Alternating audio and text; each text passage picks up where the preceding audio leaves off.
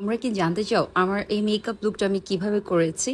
আর জানলে আমি কি দিয়ে করেছি তাহলে একদম অবাক হয়ে যাবে। So hello everyone, it's me Bunny. I am hair and makeup artist, brand promoter and lifestyle blogger. এটা আমার wedding guest makeup look without foundation ছাড়া। এখন নিশ্চয়ই তোমরা চিন্তা করছো যে উইদাউট এনি ফাউন্ডেশন ছাড়া মেকআপ করা কিভাবে পসিবল। হ্যাঁ, পসিবল, সেটাই আমি স্টেপ বাই স্টেপ এখানে শেয়ার করছি। ফার্স্টে আমি নিভিয়া একটি ফেস প্যাক ইউজ করেছি যেটা কিনা ইনস্ট্যান্ট গ্লো করবে, অ্যান্ড দেন দ্য অর্ডিনারির একটা টোনার ইউজ করেছি। 7% গ্লাইকলিক অ্যাসিড আছে এই টোনারে, যেটা কিনা আমার স্কিনের ডেড সেলসটাকে একদম ক্লিন করে দিবে। এরপর এস্টে লাউডার প্রাইমার অ্যাপ্লাই করলাম যেটা ইনস্ট্যান্ট গ্লো করে। নিক্সের matte finish setting spray apply করে নিচ্ছি আমি প্রাইমারের উপরে। আমি আজকে কিন্তু কোনো ধরনের কোনো ময়শ্চারাইজার ইউজ করিনি, অ্যান্ড দেন একটা কনসিলার ইউজ করছি। এইটা একটু অরেঞ্জ টোনের, প্রচন্ড গরম ছিল, দ্যাটস ওয়াই আমি উইদাউট এনি ময়শ্চারাইজার ছাড়াই আজকে আমি মেকআপ লুকটা করছি। বেছে নিলাম আমি এইচডি কনসিলার, যেটা কিনা আমার মেকআপ বেসটাকে ফুল কভার করতে হেল্প করবে।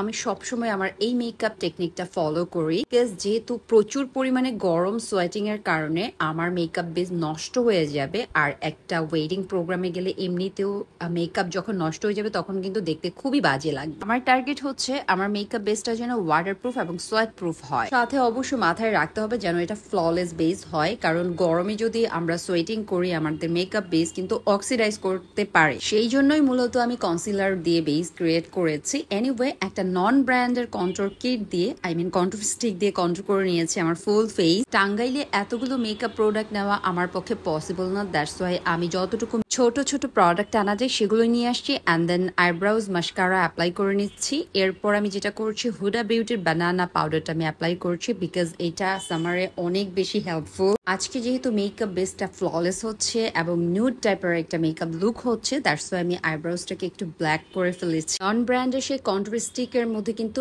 একটা আই শ্যাডো ছিল যেটা কিনা একটু ওয়েট টাইপের। আই শ্যাডো অ্যাপ্লাই করে ফেললাম বিকজ এটা আই শ্যাডোর জন্যই এই স্টিকটা। অ্যান্ড দেন ভালোভাবে ফ্লাফি ব্রাশ দিয়ে আমি ব্লেন্ড করে নিচ্ছি। এখন আমি একটি আই শ্যাডো অ্যাপ্লাই করছি, এটা একটু ক্যারট টাইপের কালারটা খুবই সুন্দর। ট্রাই করছি আমার যে আজকে শাড়িটা পরবো সেটার সাথে যেন ম্যাচ হয় বা দেখতে ভালো লাগে। আজকে আমার এই লুকটাকে হাইলাইট করার জন্য মোটা করে আইলাইনার টেনে নিচ্ছি, যেটা আমি কখনোই করি না। অ্যাপ্লাই করে নিচ্ছি নিউড টাইপের কাজল ওয়াটার লাইনে, বিকজ এইটা দিলে আমার আইসটা একটু বড় দেখা। কোরাল কালারের একটা ব্লাশন দিচ্ছি যেটা কিনা আমার শাড়ির কালারের সাথে একদমই ম্যাচ হয়ে যায়। লাইটলি আমি আজকে হাইলাইটার দিয়ে নিচ্ছি নোজের উপরে। এরপর পরে নিচ্ছি মাস্কারা না পরলে আমার মনে হয় কি আমার আইজে কোনো মেকআপই করা হয়নি। অ্যান্ড দেন এখন অ্যাপ্লাই করে নিলাম সেটিং স্প্রে দেওয়ার পর আমি হাইলাইটার অ্যাপ্লাই করি, বিকজ এটা একদমই ন্যাচারাল একটা গ্লোয়িং এবং হাইলাইটটা টোটালি ভালোভাবে দেখা যায়। হাইলাইটকে আরো হাইলাইট করার জন্য এই টেকনিকটা ফলো করতে পারো। অ্যান্ড দেন একদমই ন্যাচারাল একটা আইল্যাশ পরে নিলাম, অ্যান্ড লিপ কন্ট্রোল করে নিচ্ছি একদমই নিউড টাইপের একটা লিপ লাইনার দিয়ে। কুল ব্রাউন টোনের একটা লিপস্টিক আমি পরে নিচ্ছি, বিকজ